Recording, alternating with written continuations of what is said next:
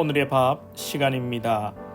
6월 2일 목요일 오늘의 밥은 사무엘상 16장 1절에서 13절 말씀입니다. 여호와께서 사무엘에게 이르시되 내가 이미 사울을 버려 이스라엘 왕이 되지 못하게 하였거늘 내가 그를 위하여 언제까지 슬퍼하겠느냐. 너는 뿔에 기름을 채워가지고 가라.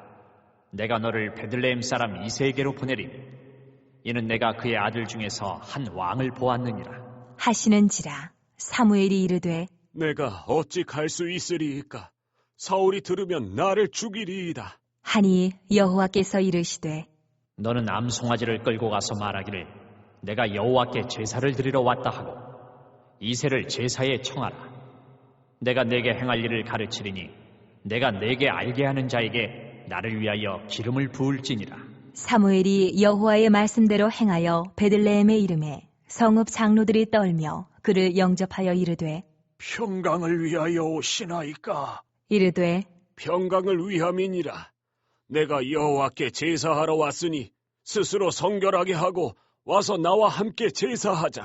하고 이새와 그의 아들들을 성결하게 하고 제사에 청하니라. 그들이 오매 사무엘이 엘리압을 보고 마음에 이르기를 여호와의 기름 부으실 자가 과연 주님 앞에 있도다 하였더니 여호와께서 사무엘에게 이르시되 그의 용모와 키를 보지 말라. 내가 이미 그를 버렸노라. 내가 보는 것은 사람과 같지 아니하니 사람은 외모를 보거니와 나 여호와는 중심을 보느니라 하시더라.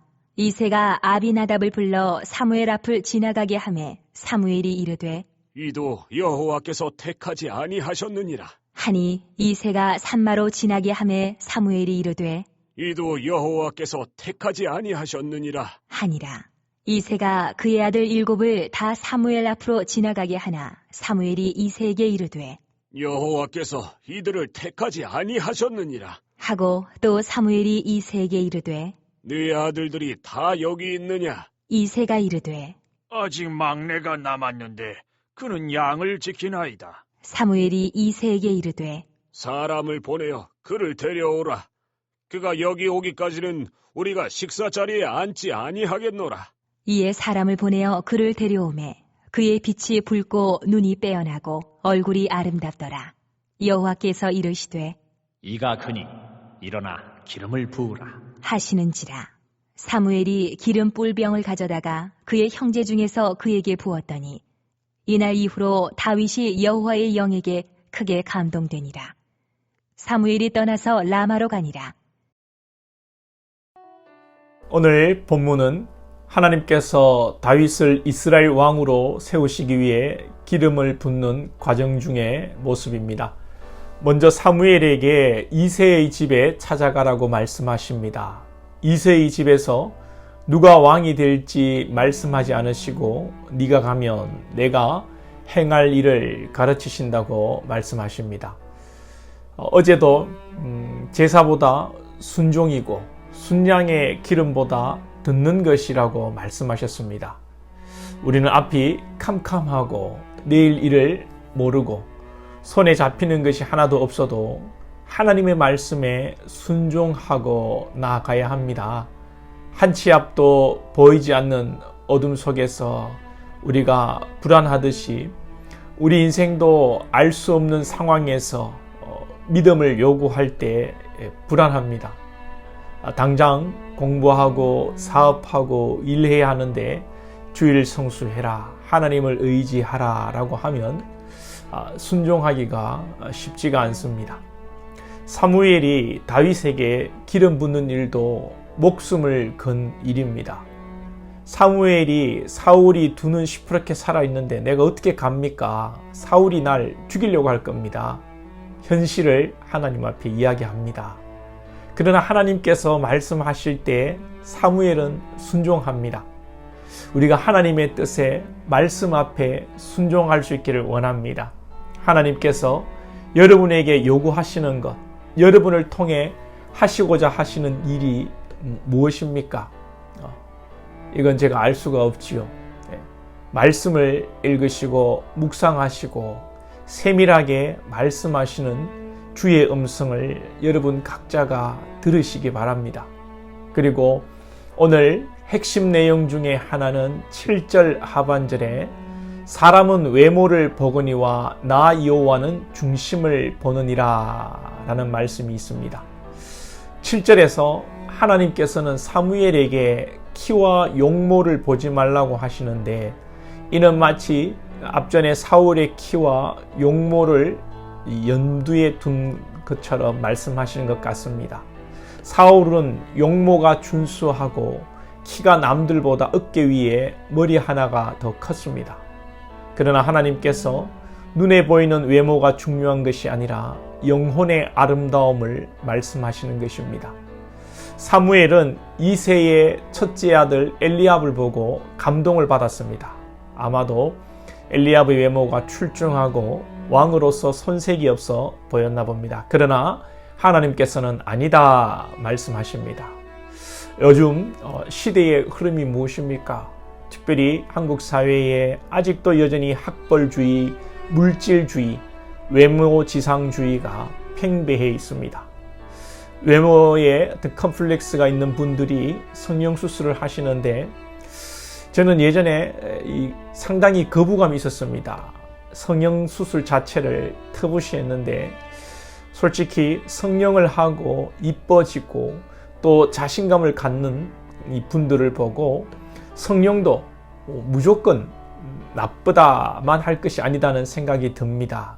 치료의 방법의 하나로 생각하면 매우 유익한 점이 있다고 생각이 듭니다. 그러나 성형에 중독된 사람들이 있고 외모를 최고로 생각하고 또 유명 연예인처럼 해주세요 하는 그런 생각들은 우리 한국 사회가 외모지상주의에 병든 모습을 보여주는 것입니다. 하나님께서는 외모를 보시는 것이 아니라 중심을 보신다는 것, 하나님 앞에 얼마나 아름다운 영혼으로 우리가 살아가는가가 중요한 것입니다.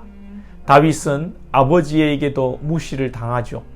이새에게 아들 8명이 있는데 막내 다윗은 오늘 등장하지도 않습니다. 이새가 생각하기를 막내는 아직 어리고 볼품도 없고 그러니 너는 집에 있지 말고 양이나 돌봐라, 저 들에 나가 있거라, 그렇게 한 것 같아요. 예전에 구역 예배를 드릴 때 남편이 집사인데 그날 술을 먹고 들어왔어요. 하필 그때 구역 예배가 걸렸습니다. 여집사님이 남편 술 먹고 왔다고, 넘사스럽다고 작은 방에 감금을 시켰습니다. 그런데 어쩌다가 들켰어요. 구역 예배 중에 은혜를 받고 후에 남편은 아내보다 더 믿음이 좋은 분으로 성숙하고 교회에 큰 일꾼이 되었다는 이야기를 들었습니다. 우리 하나님은 중심을 보시고 미래를 보시는 분인 줄 믿습니다. 사실 우리는 미래를 보고 중심을 보는 영안이 없으니 예수 안에서 소망을 가지고 모든 성도들이 하나님이 함께 하시면 귀한 일꾼으로 성장할 것을 기대하며 살아야 하는 것입니다. 성도 중에 좀 성도답지 못한 분들이 있다고 하여도 우리는 현재로 외모로 판단하지 않고 하나님 안에서 하나님께서 행하실 일을 기대해야 하는 것입니다. 다윗도 보십시오. 사실 하나님께서 중심을 보신다는 말씀보다 더 중요한 것은 오늘 본문 13절입니다. 사무엘이 기름 뿔병을 가져다가 그의 형제 중에서 그에게 부었더니 이날 이후로 다윗이 여호와의 영에게 크게 감동되니라. 다윗의 중심이 바로 서 있는 것도 중요하지만 더 중요한 것은 여호와의 영이 감동되는 것입니다. 하나님께서 사무엘을 통해 다윗에게 기름 부을 때 비로소 다윗이 하나님의 영, 성령으로 충만한 것입니다. 그러므로 우리가 외모가 아니라 중심이 바로 하나님의 선언자가 되기를 소망하고, 그러나 내가 믿음으로 산다고 축복을 받고 성령으로 충만한 것이 아니라 하나님의 전적인 은혜로 말미암아 내 힘이 아닌 내 노력의 산물이 아니라 하나님의 전적인 은혜가 나를 하나님의 사람으로 빚어간다는 것을 기억하시기 바랍니다. 오늘도 하나님의 무조건적인 사랑으로 선택받은 저와 여러분이 하나님 안에서 소망을 가지고 모든 것이 하나님의 은혜임을 고백하는 복된 한 날 되시기를 소망합니다. 기도드리겠습니다. 하나님 아버지 감사합니다. 실패한 인생 가운데 하나님은 다윗을 또 준비시키심으로 하나님의 나라의 일을 이루어 가십니다. 우리 하나님 외모를 보시지 않고 중심을 보신다고 말씀하시오니 우리의 중심이 하나님 앞에 바로 서도록 우리가 늘 기도하며 깨어 겸손한 몸과 마음으로 하나님 앞에 사람 앞에 나아가게 하시고 또한 우리의 그 힘과 노력으로 되는 것이 아니라 오직 하나님의 은혜로 말미암아 되어지는 것을 아버지여 기억하면서 하나님의 은혜를 사모하며 모든 것이 주의 은혜임을 기억하는 겸손한 우리의 인생이 되게 하여 주옵소서. 예수님의 이름으로 기도하옵나이다. 아멘.